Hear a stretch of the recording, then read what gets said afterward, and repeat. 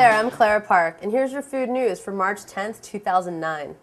Last week, we reported the closing of Heston Blumenthal's 3 Michelin-starred restaurant, The Fat Duck, due to multiple reports of illness. After a battery of tests from his own food safety consultants and local environmental health officers, the possibility of food poisoning has been categorically ruled out, as well as the possibility of sabotage. The last results are due soon, and Blumenthal expects to reopen shortly. So I'd go ahead and book a table if you're interested, because by the time you actually get a reservation 6 months from now, this whole thing should be cleared up. Upper East Side restaurant Park Avenue Winter will make its small screen debut on the CW's Gossip Girl on Monday, March 16th. The restaurant is celebrating its star turn with a special offer from March 16th through 20th. Girls of any age in any school uniform will be treated to dinner with Park Avenue's compliments. One small step for fans of Gossip Girl. One giant leap for pedophiles everywhere. Last week, Slash Feed reported that a man was arrested in Atlantic City after he was found stealing lobsters from Bally's Hotel and Casino. In his pants. That's right, in his pants. A security guard noticed an unknown man emerging from a restricted kitchen area. When he investigated, he realized that the man had stuffed his clothes with what turned out to be 91 of the spiny crustaceans. 91. I guess you could say he has balls of solid rock. Lobster. ABC News has just announced a list of bad celebrity tippers, including Madonna, Jeremy Piven, Amy Winehouse, Gwyneth Paltrow, and Charles Barkley. While I am not surprised that a junkie, a notoriously unsportsmanlike basketball player, an actor who turns to sushi to get out of his contract, and the ultimate material girl made the list, I am surprised that Earth Mother actor Gwyneth Paltrow is on the list. I am a huge fan of her blog Goop and its message, Nourish the Inner Aspect. But after her appearance on the list, I can say only one thing. Nourish the inner karma, bitch. Tip your server.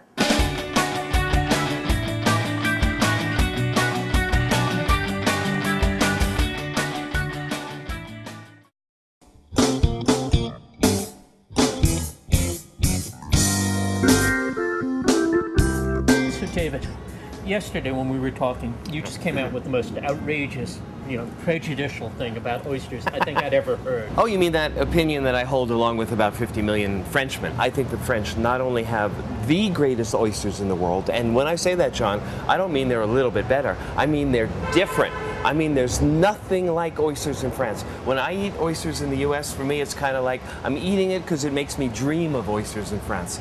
And the whole French culture around oysters is completely superior to our own.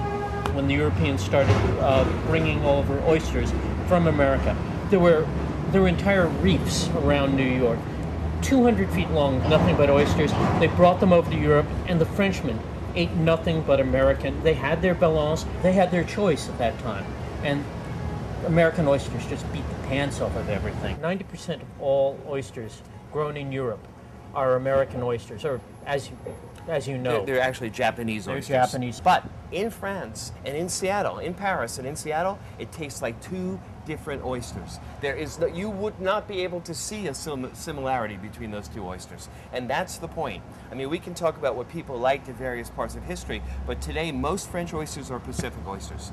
Today most American oysters are either Eastern or Pacific, but both the American Eastern and the American Pacific does not measure up to the Pacific oyster as grown in France. You and I are going to taste, I don't know, 7, 8, 10 different types of oysters today. That's the good part. Oh, look at this. But the thing is that this is rare. I thought, as you well know, isn't it beautiful? Which? Well, we're about to find out which are which.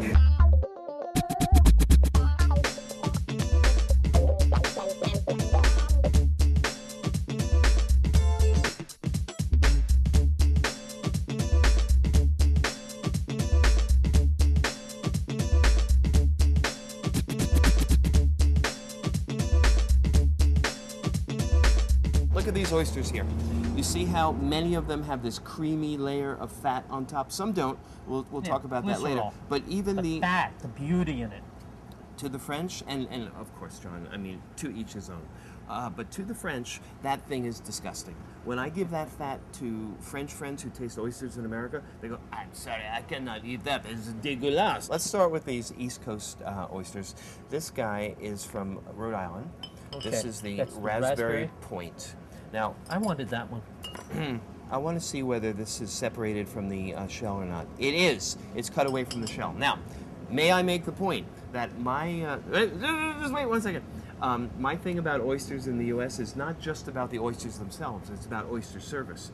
In France, they would never, ever cut this away before serving it. They give you a special fork where you can cut it away because the oyster was alive. The French must love you for your... The It's oyster, so simple. Here. The oyster was... Don't make me stop. No. Well, eat it. Did you know that in France, they don't like to serve them when they're 1 to 2 days old? Because they say... That's probably what these are, about a day. These But I'm about a sorry. day? No, let me just make my point. They call that the first water. This is how crazy the French are. They think that the first water is inferior in taste. They say by the 2nd to 3rd day, the oyster develops its own water, le deuxième eau. And that's when they like it at 2 to 3 days. Yes. Now, for me, John, the colder the better for oysters. And as you go up the East Coast and you get to a place like Malpec, Prince Edward Island, which has Malpecs, the oysters get better.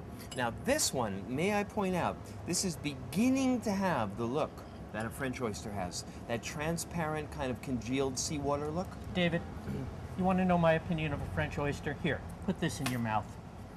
It's all copper and money. Just put your pocket John, change you're wrong. in. You're wrong. You're talking about the coppery taste of the Bellon oyster.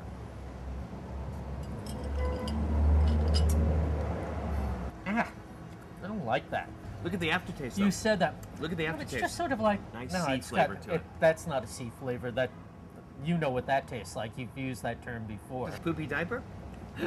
Well, this looks promising Now, to me. but see- notice how deep that shell Yes, is. I see. You like And the the green. size. But also, you see there's fat on this. You see that shred of fat right there? There's fat. It's Ooh, this is gonna be a good one.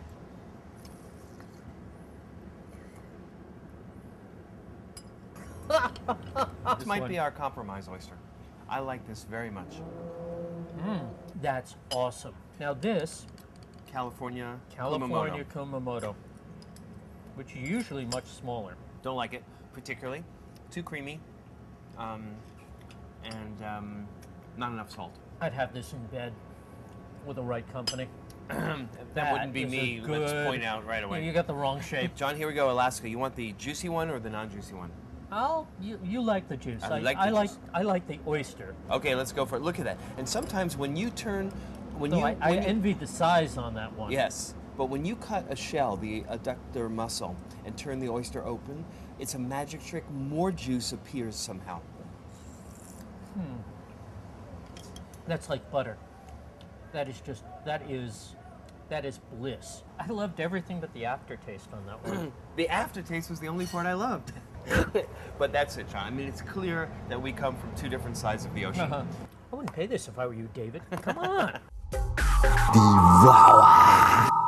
How to clean shrimp. Shrimp. First, get a very ordered work area together. Next, watch out for that sharp point in the center of the tail. There's no reason to get poked. From here, just wrap the shells off each shrimp and save them for stock.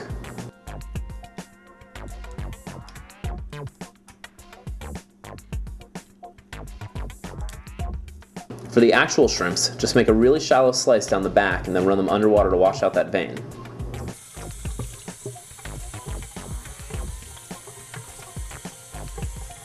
Now they're ready to go.